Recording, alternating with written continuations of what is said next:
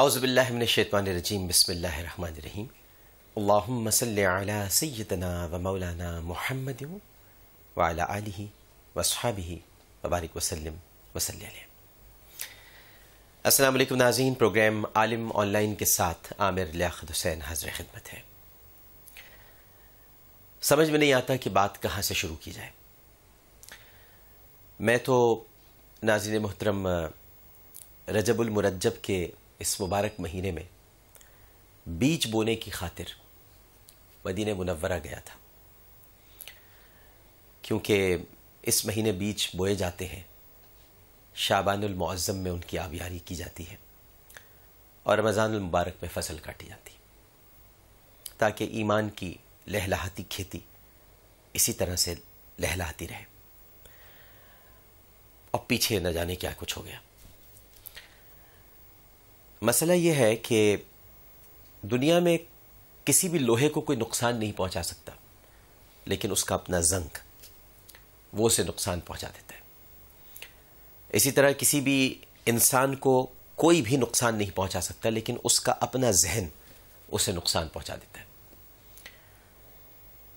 بہت ساری ایسی باتیں ہیں جو میں اپنے اس چینل پر بیٹھ کر ہمیشہ کہتا رہا ہوں، آج بھی کہوں گا۔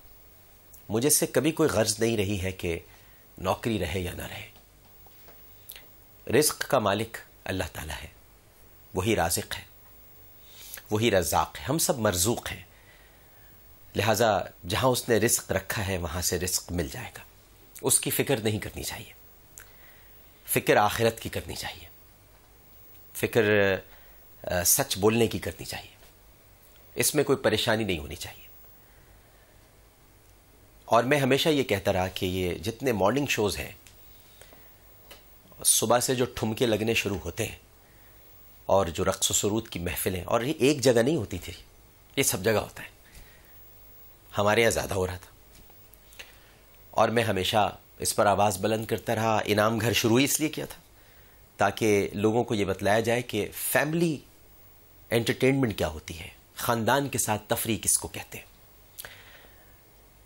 ڈیٹنگ پوائنٹ نہیں بننے چاہیے اسٹوڈیوز، فیملی پوائنٹ بننے چاہیے، جہاں پر باپ بیٹی کے ساتھ آئے، بھائی بہن کے ساتھ آئے، شوہر بیوی کے ساتھ آئے، لڑکا لڑکی نہ آئے، ڈیٹس نہیں ہو رہی ہوں وہاں پر۔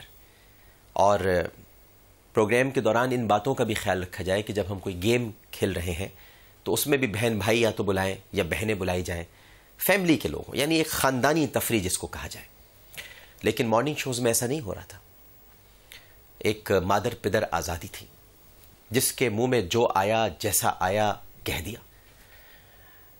پھر ہم نے ساری دنیا اپنے خلاف کر لی، اپنے کچھ پروگرامز ہم نے کچھ ایسے ترتیب دیے جنہیں ہم نے لوگوں کی تفریح اور مذاق کا ذریعہ بنا لیا۔ ہم نے اپنے ملک کے سیاستدانوں کو نہیں چھوڑا۔ مجھے بڑا درد ہوتا تھا جب ہمارا ایک پروگرام ہے، میں اس پروگرام کے بارے میں کیا کہوں، میرے اپنے خود اس کے اندر مذاق اڑائے گئے اور خاکے بنائے گئے، لیکن جب آپ لوگوں کی تذلیل کریں گے، ان کی تضحیک کریں گے، تو پھر آپ ان سے یہ توقع بھی نہ رکھیں کہ وہ برے وقت میں آپ کے ساتھ کھڑے ہوں گے۔ اور پھر اس کے بعد انسان کو یہ خیال کرنا چاہیے کہ آپ میرا مذاق تو اڑا سکتے ہیں، میری تضحیک تو کر سکتے ہیں، میری اوقات اور حیثیت ہی کیا، لیکن جو اللہ کے پیارے ہوں، جن سے اللہ نے محبت کی ہو، دیکھیے یہ بڑا نازک معاملہ ہوتا ہے۔ خدا جس سے محبت کرے، جن پر درود بھیجا جاتا ہو اور جن پر درود بھیجے جانے کا حکم دیا جاتا ہو، اور جن پر درود بھیجے بغیر ایمان مکمل نہ ہوتا ہو، جب آپ اس دائرے میں داخل ہونے کی کوشش کرتے ہیں تو پھر بہت کچھ آپ کے ساتھ ہوتا ہے۔ یہ کچھ ہوا، لیکن میں اسے اللہ کی پکڑ نہیں کہوں گا۔ ہمارے بہت سارے لوگ بہت آگے چلے گئے ہیں۔ اللہ کی پکڑ بہت شدید ہوتی ہے، بہت شدید، اس میں سانس لینے کا موقع بھی نہیں ملتا۔ اگر یہ کل کو معاملات سارے صحیح ہو گئے تو کیا معاذ اللہ نے دوبارہ اپنے فیصلے پر نظر ثانی کی تھی کیا؟ اللہ کی پکڑ تو پھر پکڑ ہوتی ہے، جو فرعون اور نمرود کی پکڑ کی گئی، پھر بچتا نہیں ہے کچھ۔ یہ در حقیقت وارننگز ہیں، ہدایات ہیں، تنبیہ ہیں، بتایا جا رہا ہے کہ ہم اپنی حدود و قیود میں رہیں۔ اور بہت ساری آوازیں اندر سے بلند ہوتی رہی ہیں. آپ کو نہیں معلوم ہے ناظرین، ہمارے اپنے چینل کے اندر ایسی میری جیسی بہت ساری آوازیں ہیں، ایک نہیں ہے، اور ہم اختلاف کرتے رہے ہیں. میرا سب سے پہلا اختلاف تو ہمیشہ برقرار رہے گا، اور آج بھی ہے، اور آج بھی کہوں گا اپنے پروگرام میں کہ ہم نے اپنے ملک کے قومی ادارے ISI اور اس کے سربراہ کے ساتھ بہت غلط کیا، اور ہمیں معافی مانگنی چاہیے. جی جناب، میں کہہ رہا ہوں یہ بات، اور پہلے دن سے کہہ رہا ہوں، ہم نے بالکل غلط کیا. ہم نے اپنے ایک ایسے ادارے کو جو کہ ہماری پہلی دفاعی لائن ہے، ہم نے 8 گھنٹے تک اس کے سربراہ کی تصویر دکھائی. جسٹیفیکیشن نہیں ہوتی غلطی کی، دیر از نو جسٹیفیکیشن، کوئی جواز نہیں ہے. اور یہ میں اگر تاریخ گواہ رہے تو میں یہ پہلے دن سے بات کہہ رہا ہوں، صرف میں یہ بات کہہ رہا ہوں اس چینل میں. اور میں نے اس کے ازالے کے لیے کئی مرتبہ اپنی افواج پاکستان اور اپنے ادارے کے سربراہان کو سیلیوٹ بھی کیا. کہ یہ آپ کو معلوم ہونا چاہیے کہ ہم سب پیار کرتے ہیں. اگر کچھ لوگوں سے غلطی ہو گئی ہے تو اس کا مطلب یہ نہیں ہے کہ ہم سب، اور میں نے یہ بھی کہا کہ ہم غدار نہیں ہیں، اور اس لیے بھی نہیں ہے. میں تو اپنی ذات کے بارے میں اگر بات کہوں تو میرے تو نانا نے جناب سردار علی صابری مرحوم نے قائد اعظم کو قائد اعظم کا خطاب دیا تھا. ہم تو اپنا سب کچھ لٹا کر یہاں پر آئے، اب جانا کہاں؟ پاکستان ہے تو سب کچھ ہے صاحب. پاکستان نہیں تو کون سا عامر لیاقت، کون سا جیو اور جنگ گروپ، کچھ نہیں ہے. یہ سب پاکستان کی وجہ سے. اور اسی طرح سے جب بات آئے گی آل رسول کی، اہل بیت اطہار کی رضوان اللہ تعالی علیہم اجمعین، یا صحابہ کرام رضوان اللہ تعالی علیہم اجمعین، تو خون تو بہت دور کی بات ہے دینا. ارے ہزاروں جانیں ان کی عصمت، ان کی حرمت اور ان کی عزت پر قربان. ہم تو جی ہی ان کی عزت اور حرمت کی وجہ سے رہے ہیں، ورنہ ہماری اوقات ہے. جناب سیدہ فاطمۃ الزہرا ابیہا و علیہا افضل الصلاۃ والسلام کے ٹکڑوں پہ پلنے والے ہیں ہم لوگ. شیر خدا مولا کائنات حضرت علی کرم اللہ وجہ الکریم کہ میں تو کہتا ہوں کہ ان کے تھوکے ہوئے علم کو چاٹتے ہیں ہم. یہ بہت بھاری جملہ ادا کر رہا ہوں میں. آج ہمارے پاس جتنا تھوڑا بہت بھی ہے جو زبان چل رہی ہے، یہ تو شاید علی نے کہیں تھوکا ہوگا جسے ہم نے چاٹ لیا ہے، ورنہ علم کا مرکز وہ علی. اسی طرح صحابہ کرام رضوان اللہ تعالی علیہ اجمعین، چاہے وہ سیدنا ابو بکر صدیق رضی اللہ تعالی عنہ ہوں، یا فاروق اعظم رضی اللہ تعالی عنہ، یا عثمان غنی رضی اللہ تعالی عنہ، ان سب کی عزتیں، حرمتیں، ان کے بغیر ہم کیسے آگے بڑھ سکتے ہیں؟ تو یہ ضابطے مقرر کرنے ہوں گے زندگی میں، ورنہ بہت گڑبڑ ہو جائے گی آگے چل کر. عامر لیاقت حسین تو 10 سال سے چیخ رہا ہے صاحب. عامر لیاقت حسین تو بار بار کہتا تھا کہ یہ سب غلط ہوتا ہے، یہ نہیں ہونا چاہیے صبح جو کچھ ہو رہا ہے. اب سب کو احساس ہو رہا ہے، لیکن پھر سب کو احساس ہونا چاہیے. یہ کسی ایک چینل کا کام نہیں ہے. یہ جس منقبت کو لے کر ایک پورے ملک میں ہیجان برپا کیا گیا ہے، جس غلطی کی بنیاد پر، یقیناً غلطی ہے اور بہت بڑی غلطی ہے، لیکن یہ کئی چینلز نے کی ہے، کئی مرتبہ کی ہے. اور میں یہ کہنا چاہوں گا کہ غلطی کو بار بار دکھانا اس سے زیادہ سنگین غلطی ہے. تو یہ سب کو مل کر ایک رائے عامہ ہموار کرنی ہوگی، علماء کرام کو رہنمائی کرنی ہوگی، اور ان آوازوں کو انکریج کرنا ہوگا جو شروع سے ہی یہ کہہ رہی تھیں اور بلند ہو رہی تھیں کہ یہ سب کچھ غلط ہو رہا ہے، یہ نہیں ہونا چاہیے. مجھے تو اچھی طرح سے یاد ہے کہ کچھ 2 سال ہو گئے علماء کرام کی موجودگی میں عرض کر رہا ہوں. میں نے تو 2 سال پہلے ان مارننگ شوز میں جانا ہی چھوڑ دیا تھا. میں تب جاتا بھی تھا تو یہ ربیع الاول یا محرم الحرام کے خصوصی پروگرامز ہوتے تھے، وہاں نذران عقیدت پیش کرنے کا موقع مل جاتا تھا تو میں چلا جاتا تھا، ورنہ میں نے تو یہ جان ہی چھوڑ دیا تھا. کیونکہ کوئی لا حاصل گفتگو، تہذیب و ثقافت سے آری باتیں، ہماری جو تہذیب اور ثقافت نہیں ہے اس پر ڈانس ہو رہے ہیں صبح. آپ مجھے بتائیے کس دنیا میں، چھوڑ دیجئے اسلامی روایات کو یا پاکستان کو، مجھے بتا دیجئے دنیا میں کہاں کون سی صبح ایسی ہے کہ جہاں پہ ناچ کر اٹھا جاتا ہو؟ کون سی صبح؟ امریکہ میں ہوتی ہے ایسی صبح، لندن میں ہوتی ہے ایسی صبح، کہاں ہوتی ہے ایسی صبح؟ یہ تو امریکہ اور لندن میں بھی نہیں ہوتی ایسی صبح کہ جہاں ناچ اور رقص کے ساتھ صبح کا آغاز ہو رہا ہو. آپ انڈین چینلز دیکھیے صاحب، صبح 5:30 اور 6 بجے وہ اپنے مذہبی عقائد پر تقریریں ان کی ہو رہی ہوتی ہیں. اس طرح ان کی یہاں صبح ہوتی ہے. ان کے پنڈت اور پتہ نہیں کون کون بیٹھے ہوئے جناب، بڑے بڑے گرو ان کے، اور چانکیا ٹائپ کے لوگ وہ گفتگو کر رہے ہوتے ہیں. ہمارے یہاں صبح ہوئی بس ٹھمکے لگنے شروع، رقص شروع، موسیقی شروع. ارے بھائی آپ پورا دن کرتے رہیے جو کچھ بھی آپ نے کرنا ہے، صبح کا آغاز تو خدا کے نام سے کر لیں.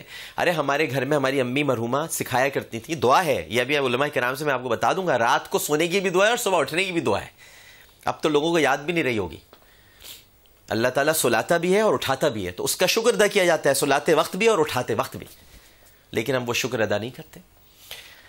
تو ہمیں یہ فرق کرنا ہوگا کہ کون غلط ہے کون صحیح ہے، اور ایک ہی لاٹھی سے سب کو ہانکنے کے بجائے یہ دیکھنا ہوگا کہ سب خراب ہے، سب خراب ہے، بس کوئی زیادہ ہے کوئی کم ہے. جیو ذرا گھیرے میں آ گیا اس وقت، کیونکہ سب نے پتھر ہاتھ میں اٹھا رکھے ہیں. لیکن یہ گھیرا بھی ٹوٹ جائے گا، یہ ٹوٹ جائے گا گھیرا، مگر اس کے بعد کیا ہوگا یہ ہمیں سوچنا ہوگا. اور جملوں میں احتیاط کرنی بہت ضروری ہے. آپ ضرور جیو کے خلاف بات کریں جو کر رہے ہیں، لیکن یہ اللہ کی پکڑ جیسے جملے یہ احتیاط سے استعمال کریں، کیونکہ اللہ کی پکڑ کی باتیں وہ کہیں جو پیغمبر ہوں. میں زیادہ نہیں کہنا چاہتا، وہ کہیں جو پیغمبر ہوں، جو انبیاء کرام علیہم السلام معاذ اللہ نہیں ہو سکتے، جو پیغمبر نہیں ہو سکتے، جو متقی بھی نہیں ہو سکتے. ان کو پتہ ہوتی ہے کہ خدا کی پکڑ کیا ہے. کیونکہ اگر یہ سب چیزوں سے باہر نکل جاتا ہے تو پھر یہ جملے کو آپ کیسے ایڈجسٹ کریں گے.